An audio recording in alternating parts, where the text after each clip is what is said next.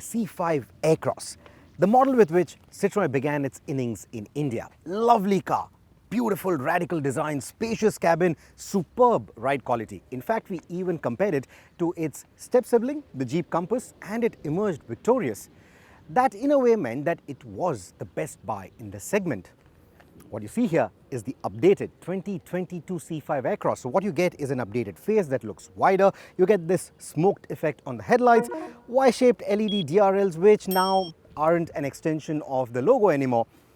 And overall, I think it looks very handsome. So does that mean that the best buy in the segment is now even better? Well, it's not that simple, because this segment also has this.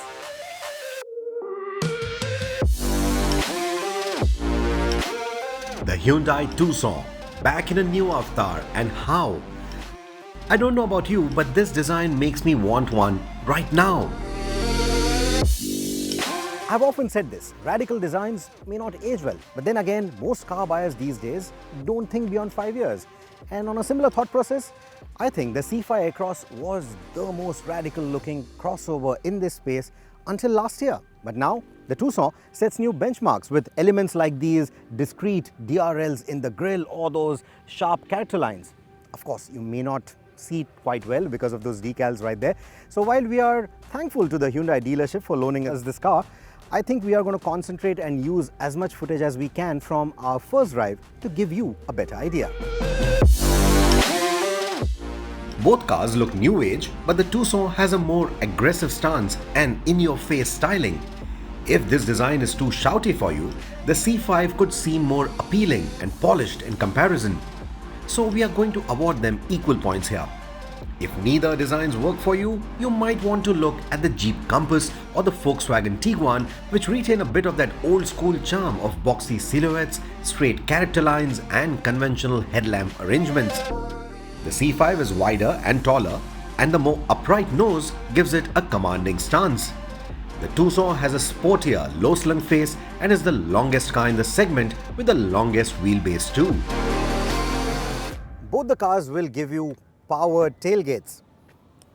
And despite the taller overall height of the C5, the tailgate doesn't open too tall. So for shorter drivers, shorter people, this is good news. This one opens way taller. Now on paper, this one gives you 580 liters of boot space, whereas this only has 540. But I think this is going to be more usable. One, if you look at the parcel shelf, it's a retractable parcel shelf, whereas this one is a fixed one. So that liberates more room for maybe taller cargo. It also has enough room, enough depth in there for larger suitcases. This one feels a little shorter in comparison. That said, the equal split, the equal three-way split for the seat also means that this has more versatility for maybe longer items, whereas this one gives you a 40-60 split. So even that is versatile, but maybe not as versatile as that. And while the C5 needs you to pull some straps to drop the seats, the Tucson gives you a more convenient arrangement with two levers that can easily drop the seats from the convenience of your boot. Now both the boots will also have spare wheels under the boot floor, but this one gives you a full-size spare, whereas this is a space saver.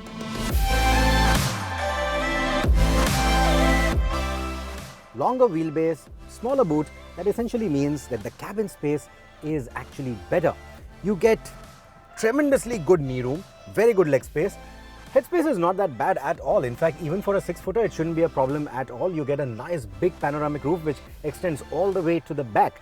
And the reason why I'm sitting on this side this time around is because this is now the boss seat, and it also lets me maximize the knee room and the leg space with these two switches on the front passenger seat. Boss seat indeed. And that's not all. If you also want to get a quick snooze, there's also a recline function. Not a small one, but a big one. How's that? So the taller overall height should essentially give you better headroom, though it doesn't. Because the way the roof curves in, the roof liner curves in, you don't get as much headroom. I am 5'8" and it's already not feeling as roomy as it felt in the Tucson. Taller people will certainly have a problem with that. There's a panoramic roof, it extends all the way back here as well. So there's a nice roomy feeling inside the car overall. But in terms of the sheer space, well, it's just not as much as the Tucson. Will I complain about it? Not really. There's enough knee room, there's good foot space. These are comfortable seats with all this cushioning. They are nice and comfortable. Even, from a safety standpoint, it's not a problem at all. You do get a bit of recline, even on these seats, but that's the maximum. You can't really go more than that. So for overall comfort, I think I'll still go with the Tucson, but this one is not too bad either. The three-piece rear seats of the C5 also mean they aren't as generously sized, so the Tucson would be a clear pick if you're going to be chauffeured around. I like how the minimalist design liberates so much more perceivable room or perceivable space inside the cabin. There's a nice roomy feeling to this cabin, and that's not only because of the sunroof and the large glass house, but also because of the lighter upholstery. Downside, of course, is that this lighter upholstery gets dirty very quickly, so upkeep is going to be a bit difficult. But I'm pretty impressed with the overall design and the layout of this. It doesn't look like the other Hyundai products. So if you're upgrading from, say, a Venue or a Creta, there's going to be enough novelty, enough newness in this cabin to make you feel or to justify that price tag. Now, in terms of the features, both the C5 as well as the Tucson are very closely matched on what they have to offer. But where the Tucson edges ahead is with small bits like the memory seating for the electronically controlled driver's seat. You also get a ventilation and a heating function in case you want to use that up in the mountains. But you have both those functionalities. The ventilation function also works very well in our conditions. The fans are not too noisy, so that's another good thing. The infotainment, the touchscreen size, resolution, very comparable again between the two cars, but this one gets connected tech. It is also mated to the Bose audio. You don't get branded audio in the C5. There's also ambient lighting to set the mood. And because this has a shark fin antenna, more than the design, the radio just sounds better in places where the reception is not that good. That one doesn't have that stick out antenna, and it shows the radio quality is a bit low. But that's about it. So even for those who will spend more time in the driver's seat, the Tucson offers a better set of features as you would expect of any Hyundai car. Therefore, in the space and the features department, it edges ahead of the C5. I quite like the new infotainment system. The audio quality, despite not being a branded audio, is actually quite good. One thing that I did not used to like about the previous C5 was that on CarPlay, whenever the parking sensors would come on, it wouldn't go back to the CarPlay screen after that. It would go back to the home screen.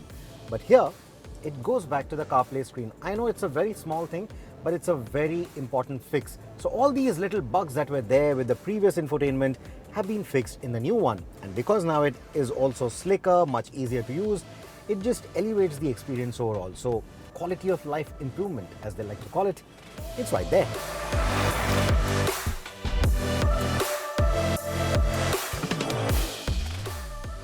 Even the powertrain is quite easygoing. First up, this is right up there with Hyundai in terms of the refinement. We've often said this, that the new generation Hyundai diesel engines feel very refined, and this engine is no less. It feels very refined. That gravelly note is not there. Even higher up the rev range, you don't really hear the engine all that much.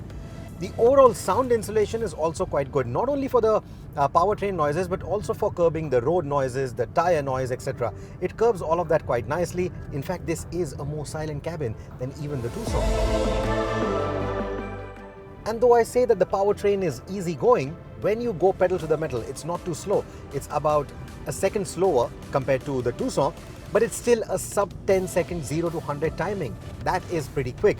Even the roll-on timings are marginally slower than the Tucson, but you will not really feel that difference. That difference is more on paper than in the real world. The gearboxes on both these cars are brilliant. These are 8-speed torque converters, and they work just as intended. They are quite telepathic. They don't really make you wait too long for a downshift. Even the upshifts are nice and quick.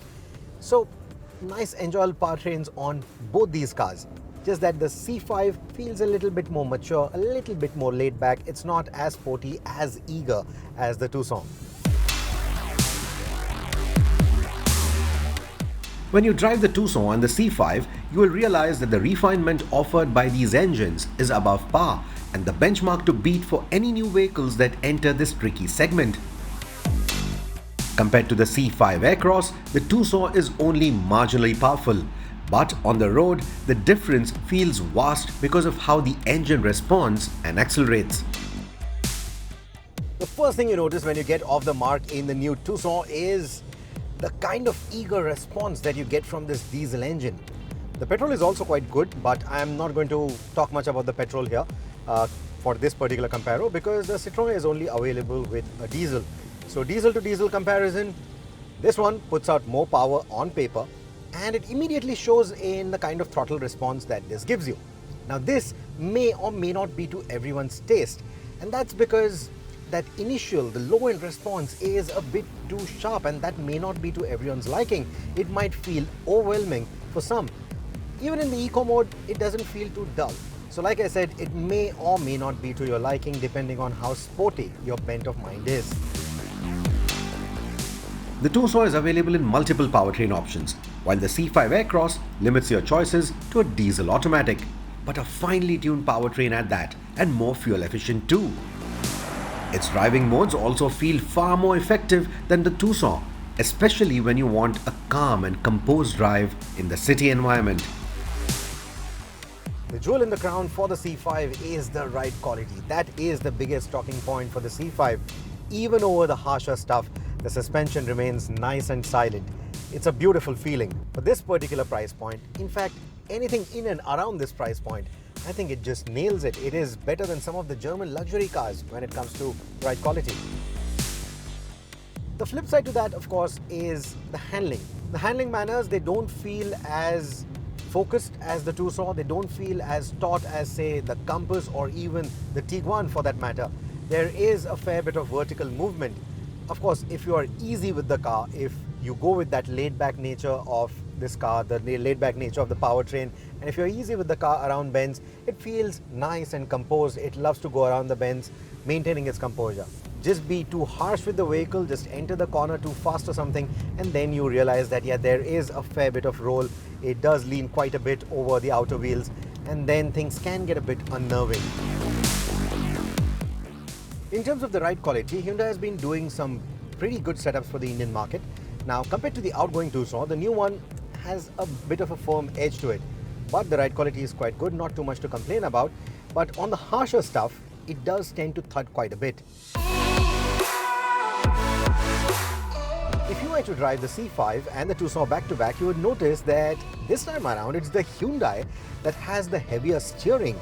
And again, that may or may not be to your liking. If you like your Hyundai cars to have a very conveniently light steering, you may feel this to be, again, a bit too sporty, a bit too firm, a bit too heavy. The C5 has a better steering feel, and while its braking feel is equally progressive too, the braking manners aren't. It also lost its composure and line while braking from 100 to 0. So panic braking can get unnerving in the C5, save for which this is a pretty composed car. So essentially what I think you will like about the C5 is the mature feeling that it leaves you with. Something very similar to what we've seen with Volvos, for example, where you have a nice and mature powertrain. It is never too overwhelming, but there's always power on tap. Similarly, steering well weighted, nice and precise, and it's conveniently light at the same time. It doesn't feel overly assisted or anything. And even the suspension setup, beautiful ride quality, no sounds, no thuds inside the cabin, and yet it takes on the Indian roads with nice authority, with decent handling dynamics to match. So overall, it's a very matured car in that sense. You get quite a corseting, quite a cozy feeling in the cabin of the C5, and that's not only because of the colors, but also because of how high the dashboard is. The infotainment sits a bit tall, so you get that nice feeling of being wrapped around by the entire dashboard. Some may or may not like it, I don't know. I quite like it, and despite this high dashboard and everything, you can get a good judgment of the road. You get a nice commanding view of the road, and you also see the bulges in the bonnet, so it gives you a very good judgment of where the four corners of the car are. Despite the long length and everything, it's a very easy car to drive.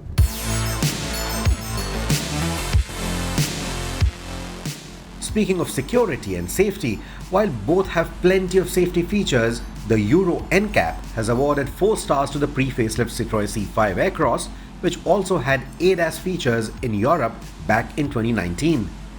The Indian C5 does not get them even today, despite the inflated price tag. The Hyundai Tucson has earned a 5-star rating at the Euro NCAP last year, and its spec is pretty similar to the model sold in India. You've probably heard those beeps. Now that is ADAS. One very big news or one headlining feature about the Tucson is the availability of the ADAS functionality, the ADAS safety features, lane keep assist, forward collision warning, auto braking, adaptive cruise control, all those kind of things are available, which adds another layer of safety to the already long list of safety features that this car has to offer. That is one other department where the Tucson clearly outshines the C5. Another department where the Tucson one-ups the C5 is with the availability of the all-wheel drive option. If you are, say, staying in the hilly areas, maybe up north where you have snowy, icy conditions at times, or maybe down south, Chikmagalur, Coorg, those kind of areas, and you need the option of an all-wheel drive to maybe drive on some slippery conditions, you have that option with the Tucson. With the C5, at least in the India spec model, you don't get that. Though I wish that Hyundai should have added the traction control modes or terrain modes to the non-AWD variants as well, just like the C5 or even its lesser siblings from Kia. Interestingly though, for the price of the C5 Aircross, you can get yourself a Tucson diesel all-wheel drive or even a Compass all-wheel drive, and this is where Citroen loses the plot. Sure, it feels premium, but so does the Tucson and the Jeep. It has an excellent ride quality, but for most people out there, it won't be enough to justify the difference in price and the lack of features like the connected tech and ADAS functions. This is a very price-sensitive segment after all. Consumers either want plenty of bang for their buck or they will simply want to stretch and enter the realm of the German luxury cars. And sadly, the C5 Aircross with its new asking price does not fit in either bracket.